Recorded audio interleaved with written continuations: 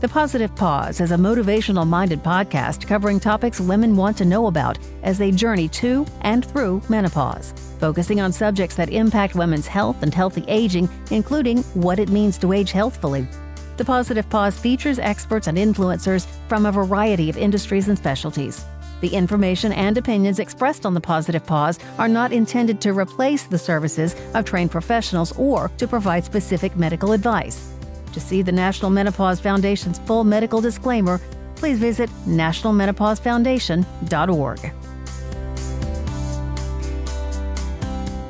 Welcome to the Positive Pause. I'm Claire Gill, founder of the National Menopause Foundation. Joining me for this episode is Rebekah Rotstein, an industry leader in Pilates, bone health, and movement education.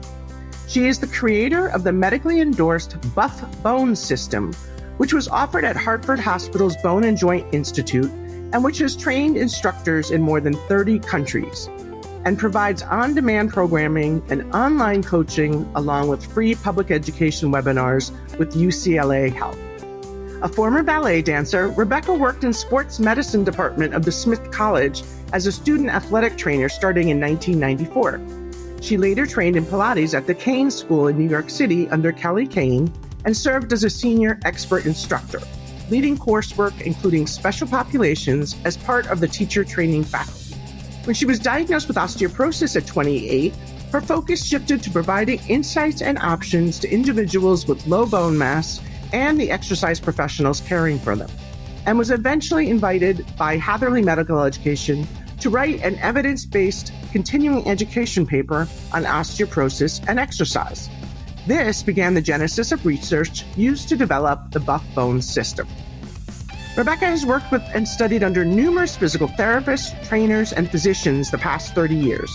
She was one of the first visiting teachers at Pilates Anytime and has presented at numerous conferences in the Pilates industry, at the International Osteoporosis Foundation Worldwide Conference, and for the International Association for Dance, Medicine, and Sciences.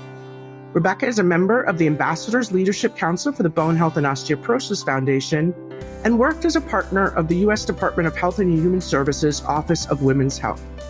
She also serves on the Bone Health Working Group for the Society for Women's Health Research, contributing to the 2021 recommendations published in the Journal for Women's Health. She is also a member of the Medical Advisor Committee for the National Menopause Foundation. Thanks so much for speaking with me today, Rebekah. Thank you, Claire. I'm happy to be here with you. Yeah, I'm so delighted that we're having a chance to record this.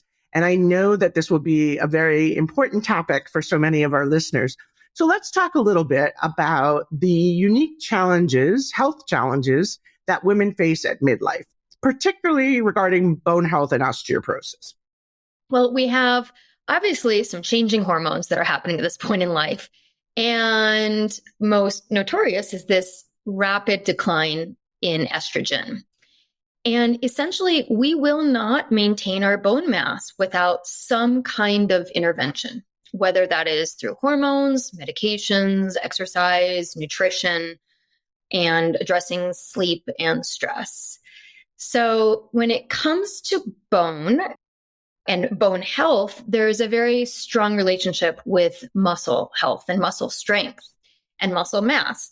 So we can lose 3 to 5% of our muscle mass each decade after age 30 if we're inactive.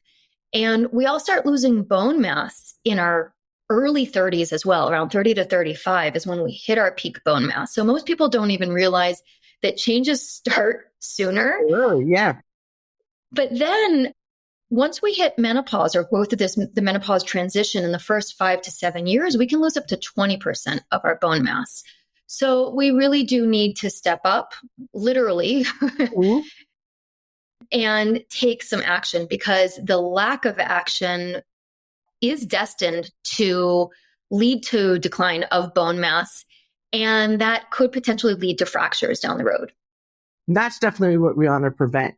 And, you know, it's really amazing that you took your personal experience and then your professional expertise to create a solution, and something that is really beneficial to both patients and women who are experiencing that bone loss or the worry about bone loss, and then taking it to be in control and being able to do something about it. So let's talk a little bit about the Buff Bones system and specifically how it caters to the needs of midlife women and what some of those benefits are that they get from making this part of their routine. Well, in Buff Bones, we use elements of Pilates, strength training, functional training, rehabilitative exercises, and somatics. And one of the unique things also that we're doing, though, is addressing joint pain and stiffness through the fascia, which is the connective tissue of the body. So that is something that I don't think can be ignored or even looked at separately, because many women are also not engaging in exercise because of the discomfort that they're feeling in their bodies. They're related to other hormonal changes related to the estrogen loss. So we're addressing the stiffness and the joint pain, again, through addressing restrictions that might be there within the fascia, but then also reintegration of movement and reintegrating elements of the fascia so that we can work as a whole body unit, essentially. There's a lot of emphasis that we have on body organization and also motor control. Motor control being the element of how your nervous system dictates to your muscles, the timing and sequencing at which they should contract. So it's different even than just big, gross weight training movements. We're also, though, we do improve muscle strength and functional and neuromuscular performance and have research actually showing that. We're also including weight training for greater gains and bone loading demands and also impact that is needed.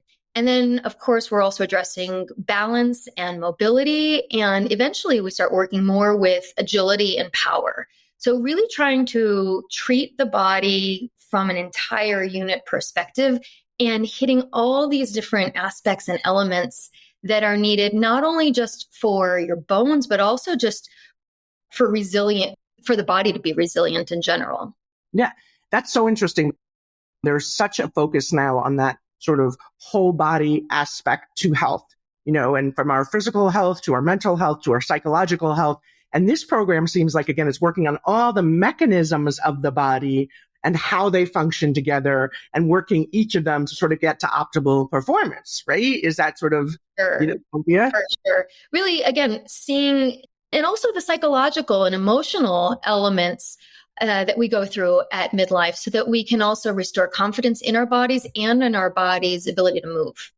That's it too, right? When you think about, sometimes we just think, oh, we're getting old and I don't move the way I used to and I'm not able to do the things I used to. But if we are motivated to move the body in the right way, it's great to know that we can actually restore some of that flexibility, some of that strength, some of those things that we may have lost over the decades where we weren't as active as we were in our teens and 20s and even 30s. So that's really terrific. You have spent a lot of time focused on Pilates. And I know that I think awareness about Pilates has come a long way in the last 20 years. But what role does Pilates play in maintaining overall health and well-being for women? And can it be beneficial for women as they go through that menopausal transition? So Pilates has so many benefits to it. It's also not the only thing that people should be doing. So I'll address both parts of this. So Pilates offers postural control, core control, or I should say the ability to improve postural control, core control, range of motion, flexibility, mobility, balance. Also, research has shown its ability to improve quality of life, lower limb strength, body composition, and possibly even cognitive function. One of the things that I think that is so special about Pilates, and one of the reasons that I advocate for using at least elements of it, is the emphasis on the importance of the breath, that how you breathe and incorporating the breath into everything you do makes a huge difference. And also that its whole body integrative approach is really pivotal. I also really appreciate the elements of neuromuscular control that it brings in. You hear these stories of major professional athletes who are coming into a Pilates studio for the first time and shocked that the amount that they bench press is 3 times perhaps the weight of the instructor. And yet they're struggling at certain exercises that they didn't realize would demand so much stabilization or neuromuscular control. So it can work on really refining your movement, which is another benefit. But one of the things to keep in mind is that certain Pilates exercises need to be modified for people with osteoporosis or even with low bone mass, because there are certain movements that have rounding of the spine that, especially going to the end range of that, or with your whole body weight on a rounded spine or twisted to end range, could induce a fracture for some people.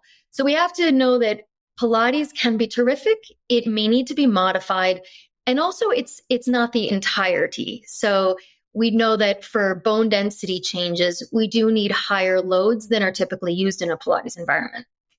Interesting. So you talked a little bit about the breath work in Pilates, which I didn't really, I have to be honest, I don't really know as much about Pilates as I do, but as you're talking about that, I'm thinking about yoga. And I know it kind of goes in hand with yoga and Pilates. Could you describe the difference? So, again, the movements, the breathing. For me, the difference I think of is that there's machines involved with Pilates versus yoga. I'm sure that's not it. So can you kind of describe the difference?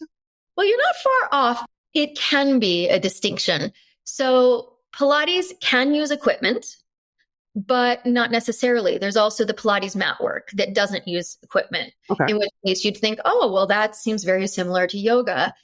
And there's a number of differences. One is just the evolution and the history. So yoga has 1,000 years. It's an ancient practice, and it comes out of a spiritual discipline. That spiritual discipline is not inherently part of Pilates, and Pilates actually comes out of more of a rehabilitative side of exercise. There's a difference in the sequencing, perhaps, and also there's a whole variety of lineage and possibilities and styles. But the approach to each is very different, even though there are a number of exercises that may seem fairly similar, but also the intention can be different as well. No, that's a great explanation. I appreciate that, because I was always looked at it, and I know we talk about at the Bone Health and Osteoporosis Foundation, again, like you were talking about, that was modifications needed for both yoga and Pilates, although they're both so wonderful. And as you said, balance and body control and core strength and the psychological benefits of it, all of that. But just knowing if you do have any kind of bone issues, you need to be careful and sort of think through those. So I appreciate that. And I know we have tips on how to modify some of those movements. So can you offer, let's go back to some practical tips for midlife women on how to maintain their bone density and prevent osteoporosis? I mean, I talk about it through exercise, but I know, nutrition is very important as well. Yes. Certainly, I mean, when it comes to nutrition, one of the biggest things has to do with protein intake and recognizing the greater quantities of protein that are usually required and needed than is often realized. So that is one of the biggest things that I think most women don't realize, and also the timing at which you get that protein. When it comes to exercise, one of the biggest pieces of advice that I give is, especially if you're crunched on time, get the load into your bones while you're weight bearing. So for instance, if you're going to be lifting weights, it's not to say that you shouldn't do something like a bench press where you're lying on your back and you're pushing the weights overhead toward the sky. There's value in that. But if you're really going to be pressed on time, get your weight training or your weights in an upright position so that you're getting the benefit of the weight bearing side of that along with the resistance training. I like to think of going old school. So squats and lunges, planks and push-ups, those things that, you've heard about and seen and maybe done for ages. Those are all really, really beneficial. When it comes to adding in weights, which really are needed to maintain and certainly the possibility of even increasing bone density, you want to be working up to it. So you need to recognize that it's going to be a slow progression. You're not going to start lifting heavy weights by any means. You need to have a solid foundation in your body first. But that no matter what, your body will acclimate as you do strength training in general. That's one of the principles known as progressive overload, that you have to continuously stimulate the body, the muscles and the bones, because they are highly adaptive. So what is hard right now will eventually become easier. And so you have to keep making it challenging. And essentially where the research has been going is showing that you want to go to the highest intensity as you can. Now that obviously differs for people based on injuries, conditions, comorbidities that they may have, but that's sort of the general guidelines with that. Also keeping in mind that you want to be practicing balance. We take for granted in our younger years how good our balance is. And then it also starts to diminish and decline. So we have to keep challenging that. And one of the things to keep in mind is it's not just standing on one leg.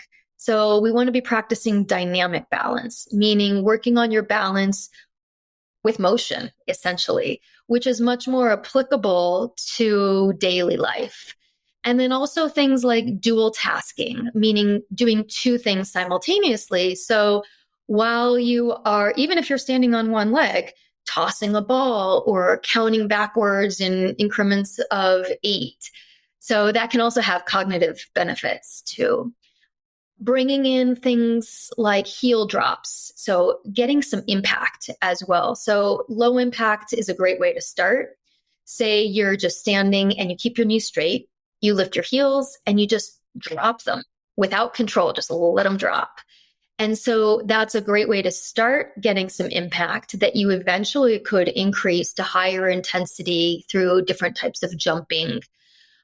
But I think the biggest thing here is to really reframe the conversation so that we're not just talking about bone density and osteoporosis, but we're really thinking about fracture prevention.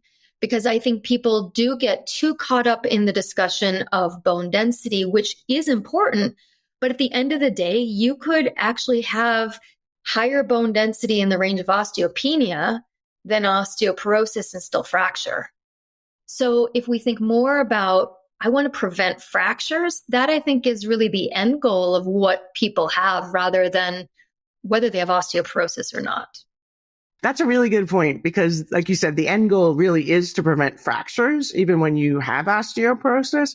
And if we're thinking about preventing falls and fractures, then all of those things you just discussed about balance and the duality of like doing something else, rarely someone just standing up and they fall, right? We're moving, we're reaching for something, we're stepping over something when those falls happen. So being able to help train the body to adjust to that makes perfect sense.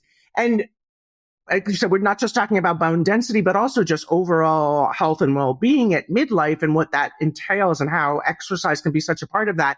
When you're talking about the weight loading kind of stuff, we get the question a lot, again, on the osteoporosis side, but I'm curious, just for, like, if you are a healthy woman who does not have a bone condition but you're going through the midlife transition and you're feeling again that you need a little bit work on your muscle strength, work on your exercise kind of stuff. What's the position on like weighted vests, like wearing a weighted vest when you exercise or wearing a vest when you walk or any of those things, those wearables that are now we see advertised all over? Well, essentially, there's more research that's needed. Yeah. That's the biggest thing is that there's not that much research on the vests. They can be useful in terms, especially if you're a small boned person like myself, your body weight is not going to be enough to stimulate osteogenesis and osteogenic changes, like those bony changes.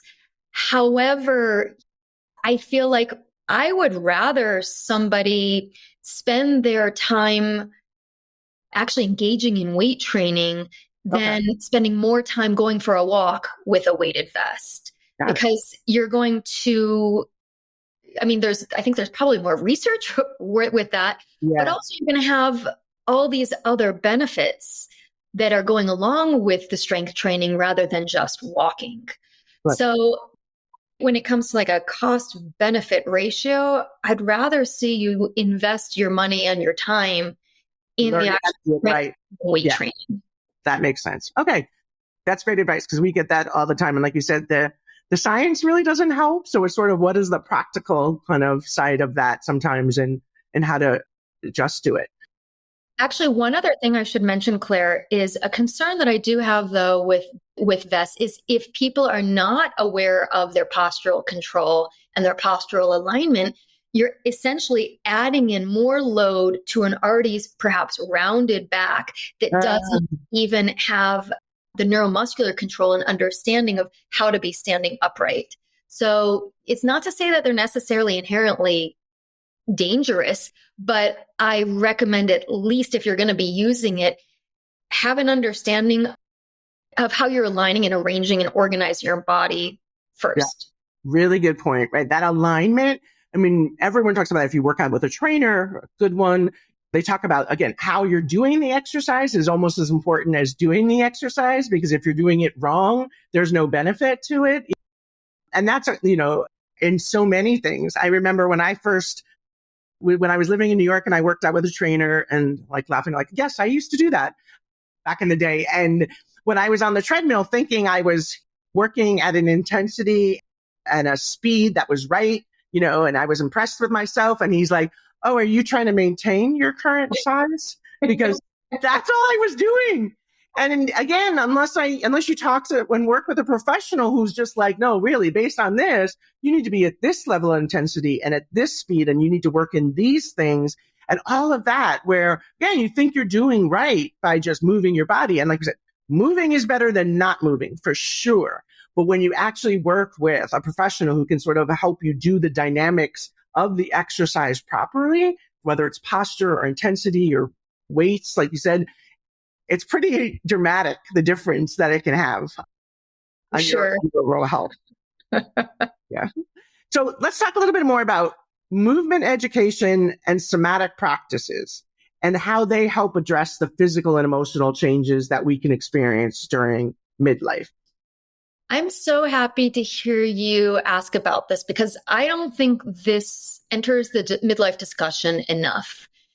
There's a lot of discussion about food and protein and weightlifting, and rightfully so.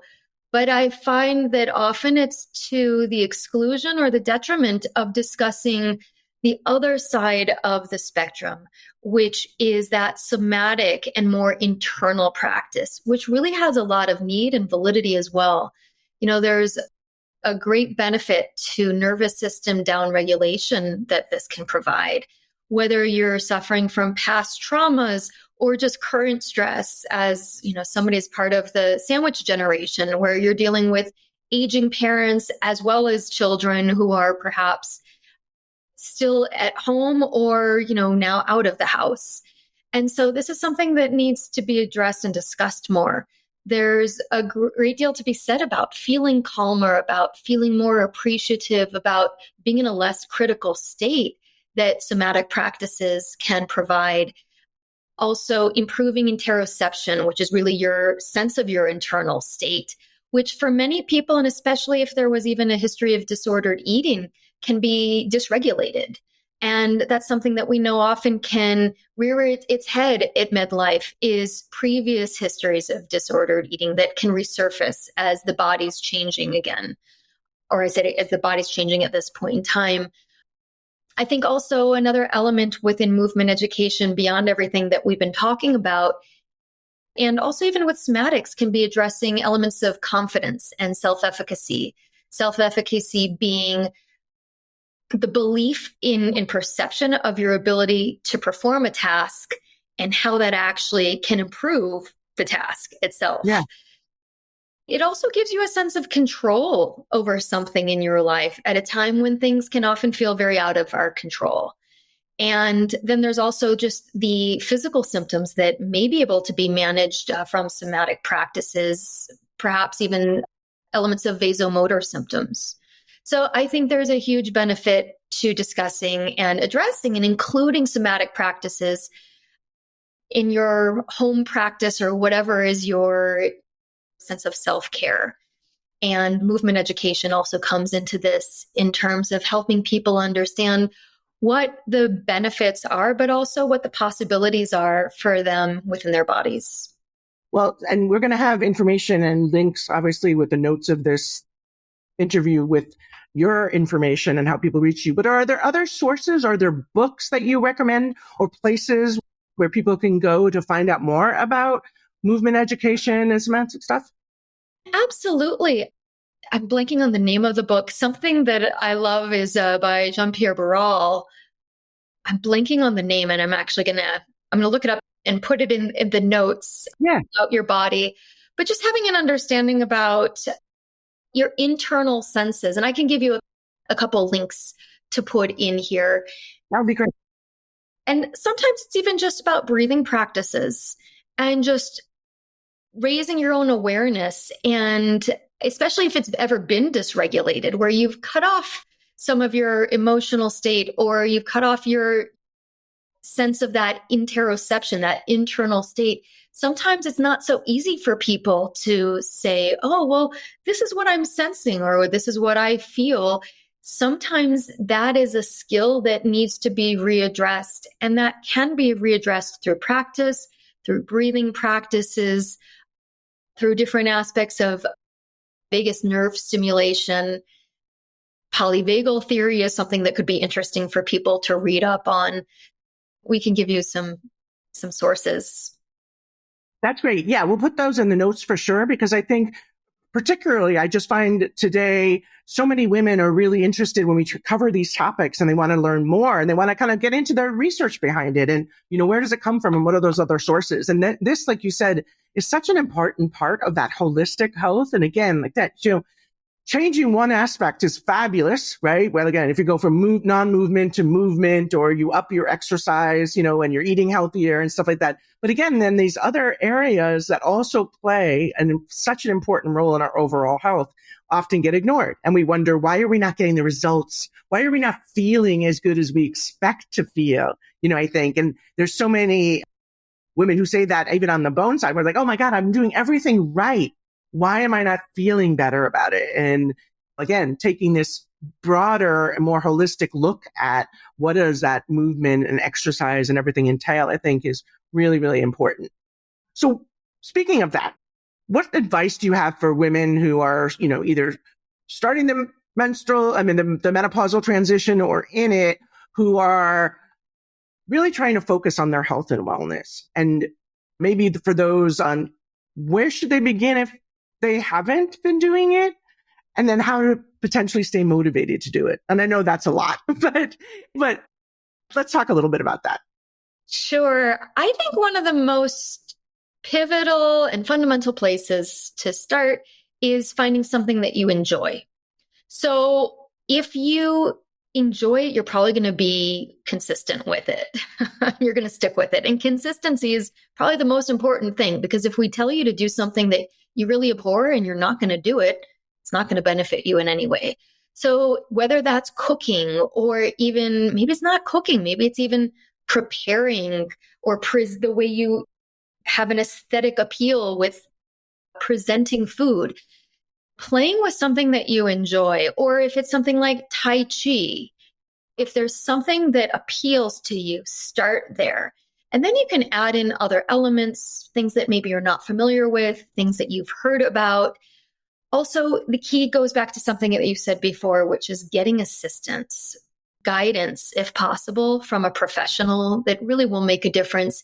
Even if it's not something that you're going to be doing for a long-term basis, getting a couple sessions or consulting episodes with somebody can at least get you off on the right track. And then also, I think it's really very important to find some kind of accountability partner. So whether that's actually a friend or family member, maybe it's an app, or maybe it is that professional, but something that will help you stay consistent and keep you accountable. And it makes it more enjoyable, and it makes it more pleasant for you, and more likely that you're going to continue on the path and stay motivated. Yeah, that was really interesting. We had an event that we were doing about osteoporosis and bone last year. The clinician that was speaking from the Hospital for Special Surgery in New York had said that scientific evidence has proven that what keeps people on a exercise program consistently is doing it with other people. And I at first was like so disappointed because I don't like to work out with other people. I mean, I played team sports, but even like the running, the things that the laps we had to do before, after, I didn't like to do that in groups, right? I just wanted to do it. And I felt that, and I was like, oh my God, that's a problem for me. Clearly that I'm not going to stay consistent if I don't have that accountability partner. So we were talking through, ever since I've been talking through with friends and colleagues about, so what are ways to do that, right? And like you said, there's so many ways we can be accountable. And so like, again, my enjoyment of doing the task myself, and it was suggested at another event recently, well, call someone while you're doing that, right? Call a friend or family, someone you haven't talked to in a while. And as you're doing whatever it is, walking on the treadmill, walking outside, doing whatever, dancing around the house, have that partnership. And I was like, that's so simple. I can't believe I didn't think about that. And you know what? It doesn't even have to be doing it at the same time as talking to the person, just checking in with them once a week. Right. Just being accountable to somebody else as well as yourself. Yeah. Will help you stay on track. Yeah. Like I said, there's tons of apps out there. So again, for people like me who I've gone for walks with people in the neighborhood. I've exercised at the gym with people, with friends, but I haven't been consistent about it because I really don't want to do that. And then, like I said, there's apps where you're accountable on the app to people, but again, not at the same time and doing all those things. So, but I was really fascinated though that that's what the science proves, right? That we actually have to have that accountability piece. Mm-hmm. And I would never have known that had they not brought that up. So I think that's super interesting. And that's a great thing to recommend to everybody. So go on, people, find your accountability partners. Well, we're social creatures at the end of the day. And so we want to share that with somebody and perhaps also get the feedback and some kind of, I suppose, an emotional stimulus as well, knowing that we've stayed on track. Yeah. And feeling good and positive about that.